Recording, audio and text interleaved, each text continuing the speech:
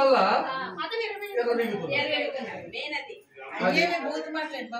అదే మీరు క్లియర్ గా రాసివ్వండమ్మా. మీ సమస్య బయట చేస్తారు. మీరు పేపర్ ఎప్పుడు రాసిస్తారో ఇవ్వండి. మీరు ఎంతమందితో సంతకాలు పెట్టిస్తారు?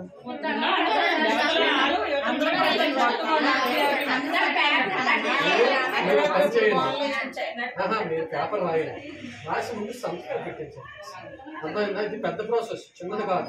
ఎందుకంటే కొంతమంది ఇప్పుడు ఏంటంటే ఇక్కడ అనేస్తారు సంతకం పెట్టమంటే ముందుకు రాదు. కానీ సంతకం పెట్టే ప్రతి ఒక్కరు ఫోన్ నెంబరు రాయండి.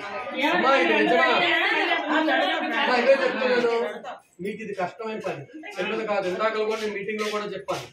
అందుకే సంతకం పెట్టిన వాళ్ళు ప్రతి ఒక్కరు ఫోన్ నెంబర్ రాయండి.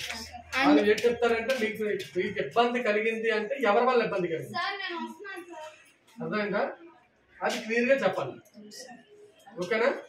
ఇక్కడ మేమైతే క్లియర్ గా అడుగుతున్నాం, మీకు ఇబ్బంది ఉంటేనే రాయండి. ఏది ఇబ్బంది లేదు, వాళ్ళు పర్వాలేదు, ఏమి ఒకరోజు 2 రోజులు పర్వాలేదు నేను అడిగింది ఏంటంటే అమ్మా, మీకు ఇబ్బంది ఎప్పటి నుంచి పడుతున్నారు అది క్లియర్ గా రాసుకోండి. అది ఓకేనా?